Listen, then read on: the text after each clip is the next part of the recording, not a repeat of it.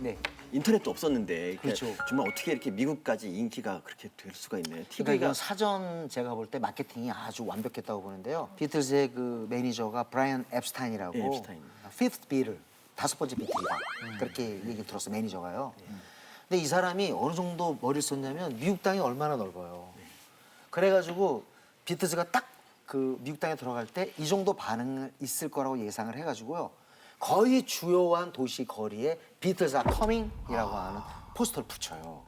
더 나가서 더 중요한 건 뭐냐면 비틀즈 4명의 육성이 담긴 테이프를 제작을 합니다. 그래서 그거를 각 방송국에다 다 줬어요. 이 얘기는 뭐냐면 비틀즈가 그때 하루에 스케줄이 30건이었답니다. 다섯 건만 온 것처럼 이렇게. 네, 그래서 온 것처럼 만들어서 일거에 빵 터졌다는 거죠. 이게 그야말로 진짜 세계 역사상 가장 그 거대한 빅뱅이었죠. 그때 뉴스에서 전 그걸 보면서 좀 약간 놀랐는데 비틀즈의 저작권을 마이클 잭슨이 샀죠, 저도 맞죠? 그 얘기 들었어요. 샀다 다시 팔아요. 샀다가 네, 다시 나중에 팔았네. 파산했잖아요. 파산. 정말 이해가 안 가는 게 가수가 다른 가수의 판권을 사는 게 좀 이례적이지 않나요? 좀 그게. 이례적이죠. 네. 그러니까 그만큼 마이클 잭슨이 비틀즈의 팬이었다는 얘기겠죠. 소련 시절, 그러니까 네. 공산주의 국가에서는 서방 음악이니까 듣기를 금지하는 뭐 이런 억압이 좀 있었나 봐요. 그래서 병원에 그 엑스레이 찍는 그 도구를 이용해서 백판을 만들어서 뭐 그걸 통해서 이렇게 암시장에서 거래했다 이런 얘기가 있을 얼핏 정도로. 그런 얘기 들었는데 워낙 그때 사회주의 국가들 사이에서도 비틀즈가 화제였어요. 제가 놀랬던 거는 쿠바를 갔더니 쿠바에 제가 간 날이 12월 7일이었거든요. 12월 8일이 존 레논 죽은 날이에요. 근데 그걸 트리비트 공연하고 있더라고요. 쿠바가. 아직까지 공산주의 국가거든요. 2001년이었거든요. 그래서 가이드한테 물었더니 불법 점파로 다 들었대요. 그 임구수님이 비틀즈가 없었다면 방탄도 성공할 수 없었다. 이거는 방탄 팬들을 너무 의식하고 말씀하시는 거예요. 처음에 나오셨을 때도 제가 원어원에 근데- 대해서 좋은 말씀을 하셔가지고 그 댓글이 아주 좋았거든요. 예쁘게 봐주셔서 고맙습니다. 뭐 이런 게 되게 많았거든요. 네네. 근데 방탄이 이번에 지금 앨범 차트에 7위 올랐다. 그렇죠. 그리고 DNA가 지금 85위로 들어가서 그 다음에 67위로 올라갔어요. 너무 대단한 거예요 이게. 근데 음악을 잘 모르는 사람들은 뭔가 지금 대단한 성과를 거둬들이고 있다라고 하는데 잘 모를 수 있잖아요. 빌보드에서 뭐 7위 하고 막 이런 게 어느 정도로 좀 어렵다고 생각하면 될까요? 그건 굉장히 어려워요. 왜냐하면 방탄이 그렇게 할 수 있는 데는 SNS 힘도 있지만 정말로 성실하게 미국에서 공연을 많이 했어요. 그러면서 미국 현지에 뭐 예를 들자면 1.5세, 2세만이 아니라 정말 거기에 앵글로색슨이나 라틴이든 그쪽 팬들을 잡았어요. 제가 너무 놀라운 게 보스턴의 버클리 음대를 갔거든요. 버클리 음대 로저 브라운 총장이 케이팝 딱 얘기하니까 BTS 딱 그랬대요. 방탄소년단. 그러니까 그 나름대로 그 분명한 지분이 있는 거죠. 그 아까 방탄하고 견줄 수 있는 게 뭐냐면 지금 방탄에 만약에 콘서트에 가잖아요. 그러면 BTS가 아니라 각 개인의 이름을 내겁니다. 요 시작이 비틀즈입니다.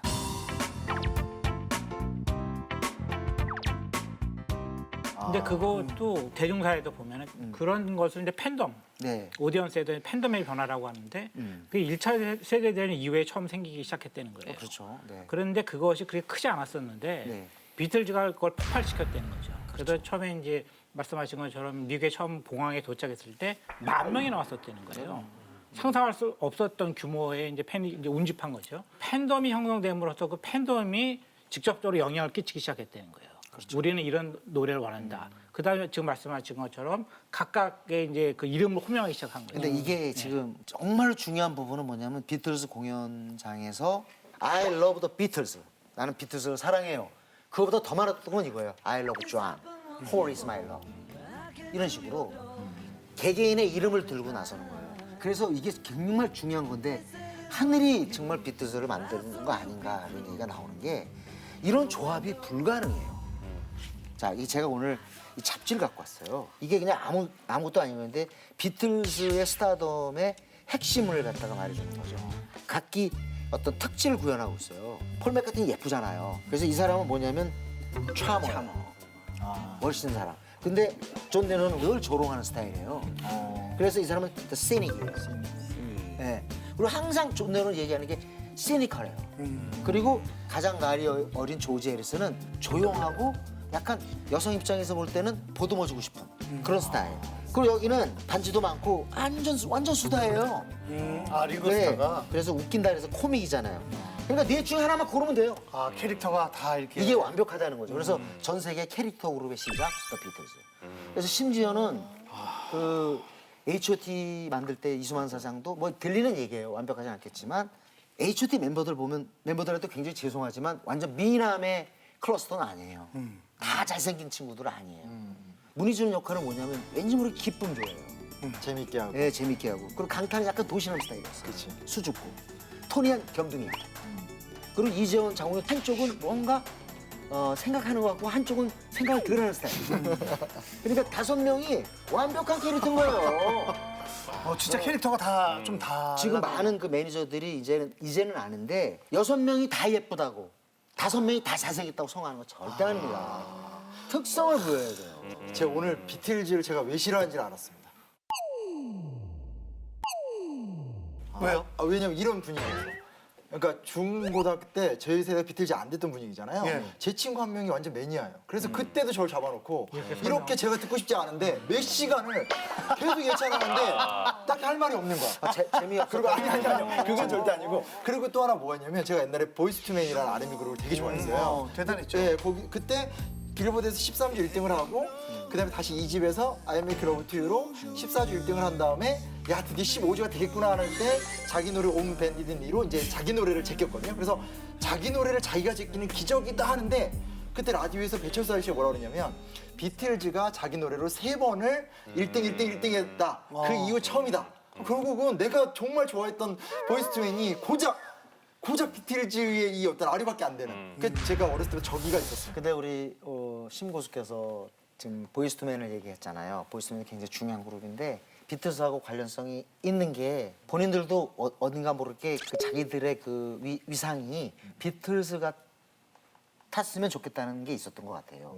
그래서 실제로 앨범에 예스터데이를 리메이크해요. 아 그래서 그게 있는 거예요. 네. 그래서 한때 그 맞아요. 보이스투맨이 미국의 비틀즈라는 별명이 잠시였지만 있었어요. 아메리칸 비틀즈.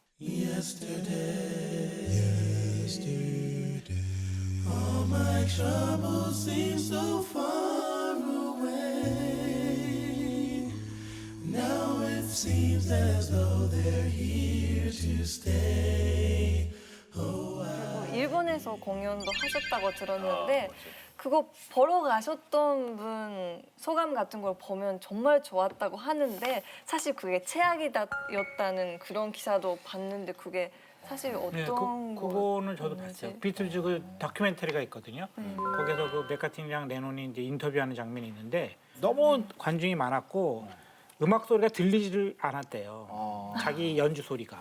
그런데 비틀즈가 이제 뛰어났던 점이 연습이랑 실황이랑 녹음할 때 항상 똑같이 연주했다는 거예요. 근데 그날은 아주 안 좋았대요. 그래서 이제 그 인터뷰에 직접 나오는 거 보면 최악의 공연이었다.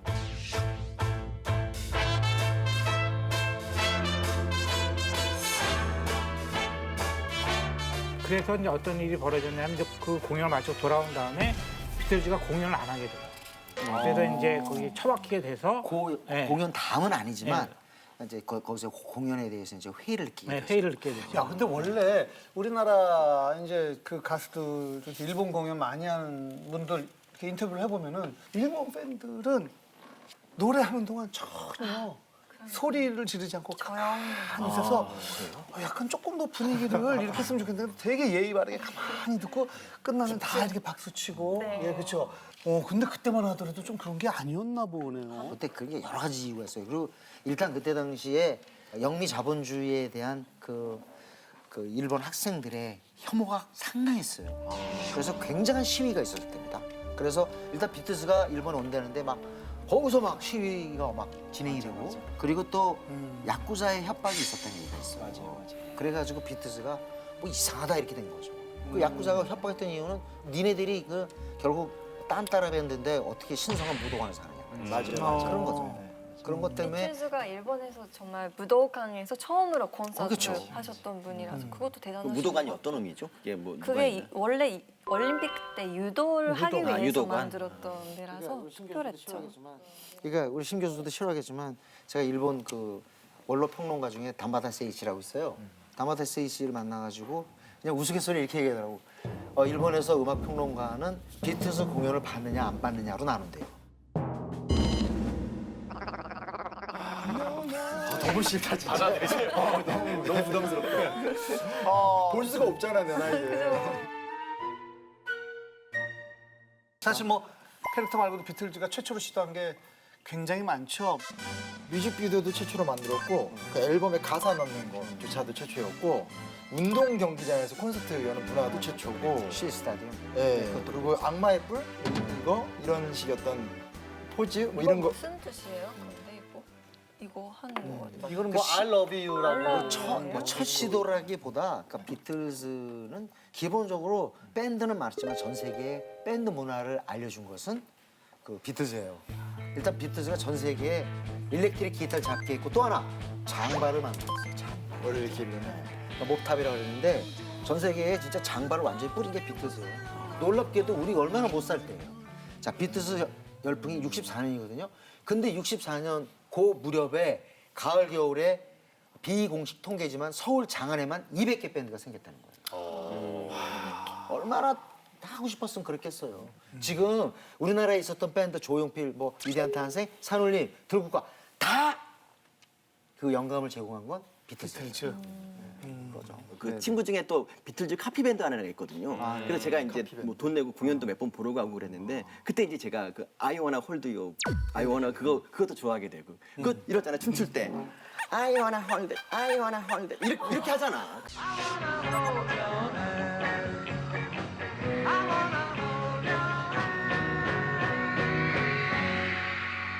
그거 너무 막 따라하고 그랬었어요 제가. 너무 큰 게 들어오죠. 뭔가 설명을 받아주시려고 했는데 어우 너무 큰 게 들어오니까.